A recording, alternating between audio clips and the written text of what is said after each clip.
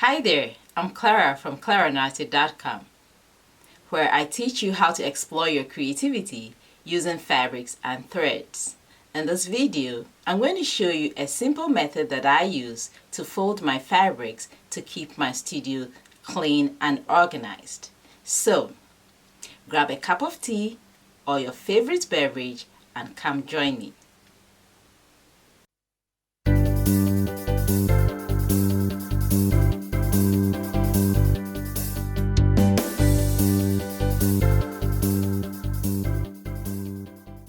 Recently, I completed a major exhibition of my artworks, and by the time I was done, my studio was a mess. It was a wreck.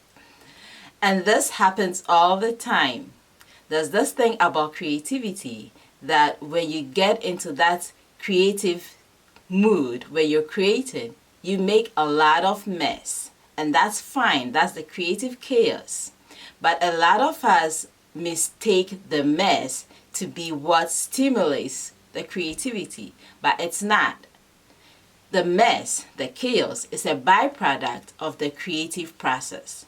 And you want to be able to keep your studio or your creative space, your sewing room, organized and neat so that you can find the things that you need when you need them, so that you can go into that creative space and be your creative best. When your space is all messed up and you can't find stuff and you're looking for your tools, your supplies, and you're running out and getting stuff that you already have because you can't find them, then you are not using your time the best possible way, and you're not making it easy for you to be creative.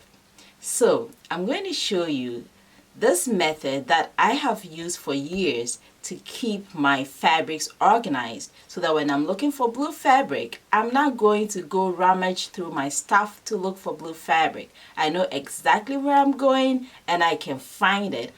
I know whether I have it or I don't have it. It's so simple.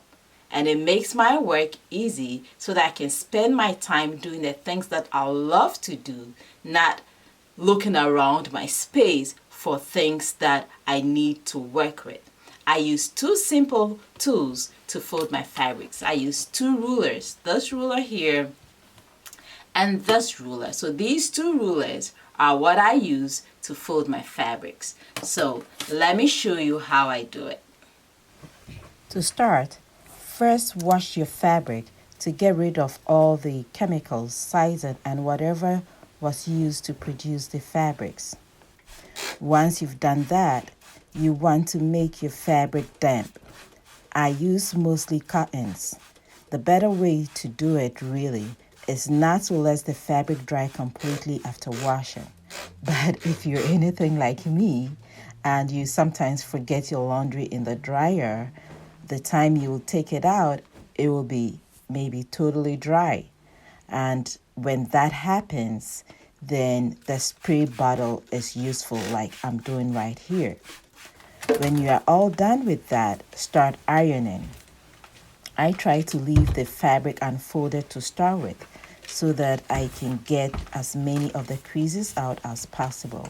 It's easier to do it with one layer of fabric than with multiple layers of folded fabric. Once you've done that, you can begin to fold it down to a manageable size. Picking up the ends and the center, you can easily fold your fabric and maintain nice raw edges. I fold lengthwise rather than widthwise.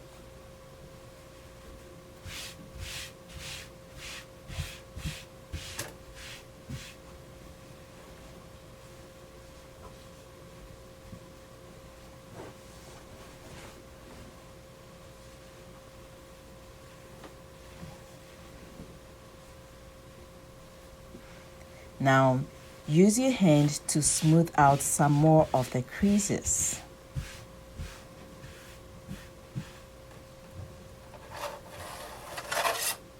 Now, I placed my 24.5" by 8.5" ruler on top of my folded fabric to begin folding it neatly to fit onto my shelves. I start from one end, leaving a little room to tack in that end.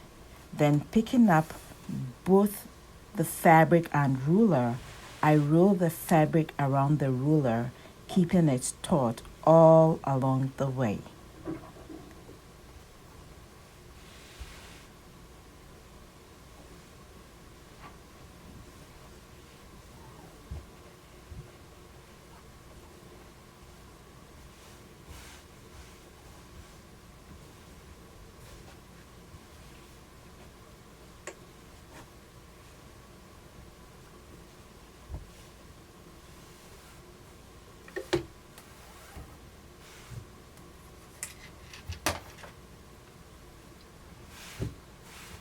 This should be it for some folks depending on the depth of your shelves.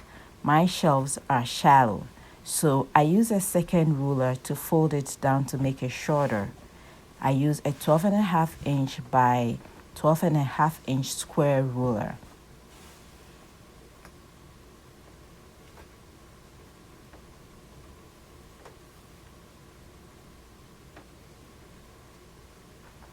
And I fold it over to make it shorter.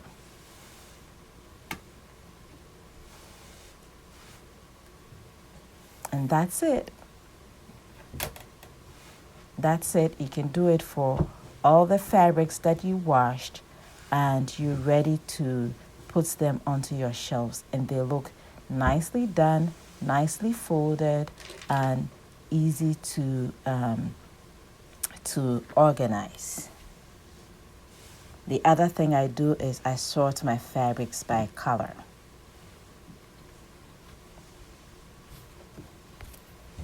Thanks guys. That's it. If you like this video, click on the like button below and share it with your friends. If you are new to this channel, then subscribe to my channel so that you don't miss another video. Bye for now.